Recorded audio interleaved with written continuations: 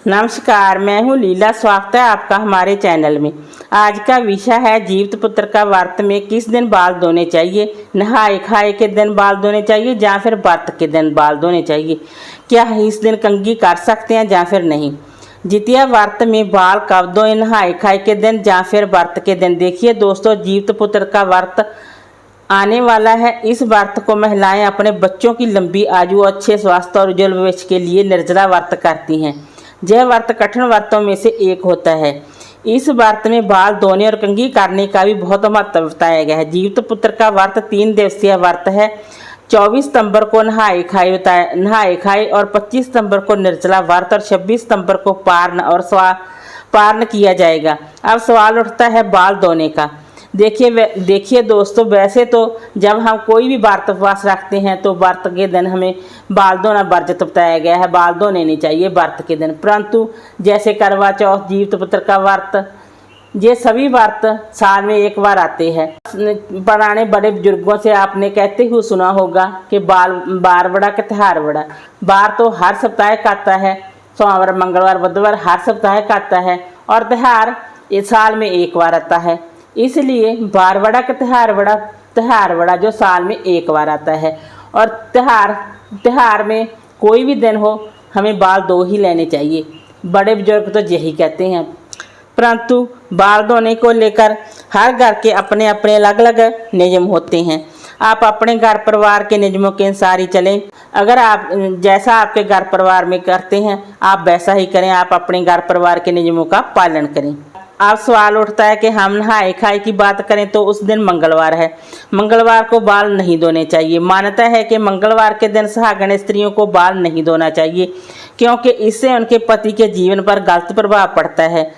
बहुत से घर परिवार में मंगलवार को बाल नहीं धोया जाता। अगर आपके घर परिवार में मंगलवार को बाल धोए जाते हैं तो आप अच्छे से साबुन शैम्पू से बाल धो लें और व्रत के लिए अपने आप को तैयार कर लें।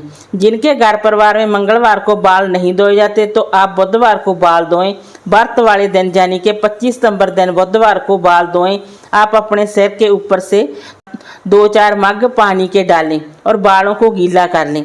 वैसे कहा जाता है कि जीवित पुत्र का व्रत के दिन जब हम अपने बालों को गीला करती हैं और बालों में से पानी टपकता है और वो टपका हुआ पानी हमारे पितरों के मुख में जाता है, जिससे पितरों का तर्पण किया जाता है और पितर तृप्त हो जाते हैं और तृप्त होकर हमें ढेरों आशीर्वाद देते हैं। व्रत के दिन बालों को आगे की तरफ झुकाकर ना धोएं। व्रत वाले दिन ऐसा नहीं करना चाहिए। अब मैं बात करूंगी कंघी करे या ना। जितिया व्रत को खर जितिया के नाम से भी जाना जाता है। जितना खर करेंगे उतना ही ज़्यादा आपकी संतान के लिए उत्तम होगा। व्रत वाले दिन बहुत ज़्यादा कंघी नहीं करनी चाहिए, क्योंकि जब हम बाल धो लेते हैं तो जब हम कंघी करते हैं तो बाल टूटते ही टूटते हैं। इसलिए आप ध्यान से ही कंघी करें ताकि बाल ना टूटें। व्रत वाले दिन आपको बहुत ज़्यादा कंघी नहीं करनी चाहिए। कंघी करते हैं तो बाल टूटेंगे, ऐसे आपको नहीं करना चाहिए। 24 सितंबर को बाल धोएं और कंघी करें, और 25 सितंबर को हमें बहुत ज़्यादा कंघी नहीं करना चाहिए, क्योंकि खर माना जाता है। इस व्रत में जितना ज़्यादा कंघी करेंगे उतने आपके बाल टूटेंगे, और जब आपके बाल टूटेंगे तो आपके बाल पितरों के मुँह में जाएंगे। बहुत ज़्यादा कंघी भूल कर भी ना करें, बहुत ज़्यादा साफ़ सफाई भी ना करें, क्योंकि कई बार महिलाएँ डीपली सफाई करने लग जाती हैं। जब हम डीपली सफाई करेंगे हमसे कोई कीड़ा, कोई चींटी, कोई कॉकरोच, कोई ना कोई किसी न किसी जीव की हत्या ही होती है। इस व्रत के दिन हमें जीव हत्या नहीं करनी चाहिए। वैसे भी हमें जीव हत्या तो करनी ही नहीं चाहिए। वैसे भी हमें ध्यान से ही साफ़ सफाई करनी चाहिए, और इसलिए आप बहुत ज़्यादा साफ़ सफाई ना करें, क्योंकि जीवित पुत्र का व्रत में हमसे जीव हत्या ना हो, इतना ध्यान रखें। वीडियो अच्छा लगा हो तो लाइक कीजिए, शेयर कीजिए, सब्सक्राइब कीजिए। Thanks for watching this video.